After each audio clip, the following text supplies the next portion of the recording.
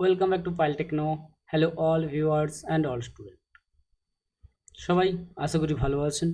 চলুন আজকে আমরা দেখব মাইক্রোসফট অফিস ওয়ার্ডের একটি গুরুত্বপূর্ণ ট্রিক্স। বেশ কিছু জায়গায় আমাদের অফিসিয়াল কাজের ক্ষেত্রে এটি লেগে থাকে। সেই ট্রিক্সটি আমরা জেনে নেব আজ। আমরা সরাসরি মাইক্রোসফট অফিস ওয়ার্ডের পেজে চলে গেলাম। এই জায়গাতে ধরুন আমরা কোনো কিছু টেক্সট ব্যবহার করার জন্য সে জায়গায় বা ওয়ার্ড ডকুমেন্টটা আমরা ব্যবহার করে থাকি সাধারণত কোনো টেক্সট, নাম্বার সমস্ত রকম বা টেবিল নানা ধরনের জিনিস নিয়ে আমরা ব্যবহার করে থাকি। এবার আমাদের কাছে কাজ হয়ে থাকে যে কোনো জায়গায় দেখা যায় আমরা কোনো নাম্বার ভ্যালু হয়তো লিখে রেখেছি, অর্থাৎ নিউমেরিক ভ্যালু। সেই নিউমেরিক ভ্যালুটাকে দেখা যায় যে টেক্সট ভ্যালুতে পরিণত করতে হয়। আমরা সেটা বিভিন্ন ধরনের সফটওয়্যার বা আমরা একটার পর একটা করে লিখে আমরা কাজগুলোকে করে থাকি। সাপোজ আমি এই জায়গায় লিখলাম 150। এই যে নাম্বারটা লিখেছি এই নাম্বারটা টেক্সট ভ্যালুতে আমাকে করতে বলেছে, বা আমার যাবতীয় নাম্বার থাকবে সেই নাম্বারগুলোকে আমরা টেক্সট ভ্যালু করতে পারি। তার জন্য আমরা সহজে কি করব না, ওই নাম্বারটিকে সিলেক্ট করব, অর্থাৎ নিউমেরিক ভ্যালুটাকে সিলেক্ট করলাম এবং CTRL F9 ব্যবহার করব। CTRL F9 ব্যবহার করলে আমাদের সেকেন্ড ব্র্যাকেট শুরু হয়ে যাচ্ছে। আমরা এই যে জায়গায় পয়েন্টার রয়েছে ওই জায়গায় আমরা ইউজ করব সমান চিহ্ন, এবং এরপরে যাব গিয়ে ওখানে ইউজ করব ব্যাকস্ল্যাশ দিয়ে স্টার দেবো, এবং ওই জায়গায় লিখবো আমরা কার্ড টেক্সট লিখলাম। লিখে আমরা কাজ কি করব না, ওর ওপর বেস করে রেখে রাইট ক্লিক করব, ওখান থেকে আপডেট ফিল্ডে ক্লিক করব। এই যে টেক্সটটা আছে এই টেক্সটটি অবশ্যইভাবে সিলেক্ট থাকবে, দিয়ে আমরা আপডেট টেক্সটে ক্লিক করলাম, সঙ্গে সঙ্গে আমাকে দেখাচ্ছে 150। এইভাবে আমরা কমপ্লিট করতে পারি। এছাড়া যদি আমরা চাই আবার আগের অবস্থা আসবো, যে কেমন পেজটা ছিল তেমন আমরা জানতে পারি। আমি গোপরের পেজে একটু লিখে দিচ্ছি বড় করে, তার কারণ হয়তো সবাই বুঝে উঠতে পারবে না। তার জন্য আমাদের এই জায়গায় লিখতে হয় কি, বা টোটাল যা কিছু থাকছে সেটা কি হবে CTRL প্লাস F9 ব্যবহার করতে হয় আমাদের ফার্স্ট টাইম।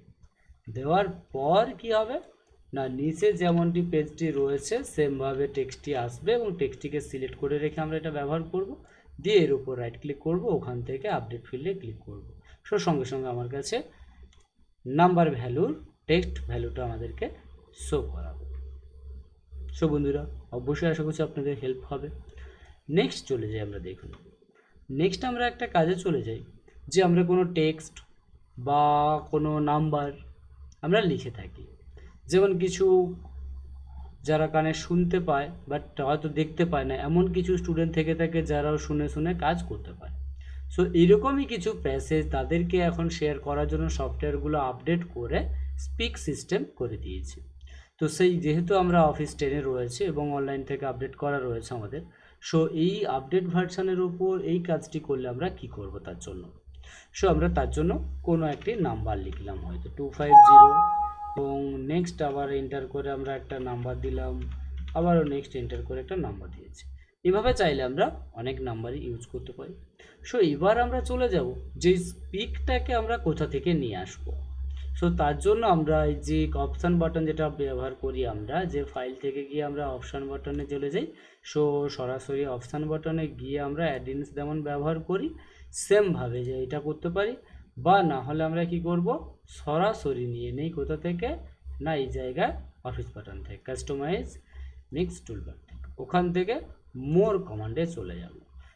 মোর কমান্ডে চলে গেলে আমরা সরাসরি পেজের মধ্যে চলে আসি, এবং এই জায়গা থেকে আমরা অল কমান্ড করে নেব, যেক্ষেত্রে আমাদের কাছে সুবিধা হবে, যতগুলো কমান্ড থাকবে আমরা পুরো কমান্ডগুলোকে শো করাতে পারি। বহু কিছু কমান্ড থাকছে, এত কিছু আমাদের না জানলেও চলবে এই মুহূর্তে। আমরা এই জায়গায় ইউজ করব কি স্পিক। তো আমরা স্ক্রল করে এর মধ্যে চলে যাব বা সার্চ করতে পারি, যদি এই জায়গায় সহজে সার্চ দেবে না।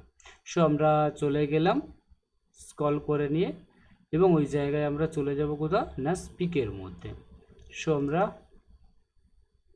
আর একটু স্ক্রল করব, স্পিক এখনো এই মুহূর্তে আমাদের কাছে নেই,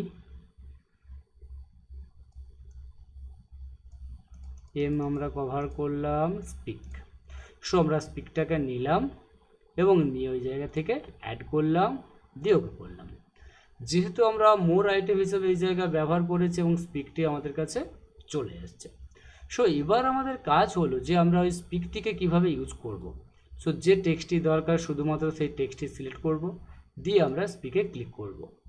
সো 250, স্পিকে ক্লিক করলে অবশ্যই আমাদেরকে রেজাল্ট সিস্টেম অটোমেটিক জানাবে। 352, 265, আমরা যদি পুরো টেক্সটটি সিলেক্ট একসঙ্গে করে রাখি তো আমাদেরকে বলতে থাকবে area code 250352665. ওকে বন্ধুরা, এভাবে আমরা শুরু করতে পারি। এবং আমরা চাইলাম যে কোনো টেক্সট মেসেজ হয়তো এসছে, আমরা সেই টেক্সট মেসেজকে রিড করার জন্য তারা কিভাবে কাজ করে। সো আমরা সেমভাবে পুরো টেক্সটটিকে সিলেক্ট করলাম, দিয়ে আমরা স্পিক ইউজ করে দিলাম।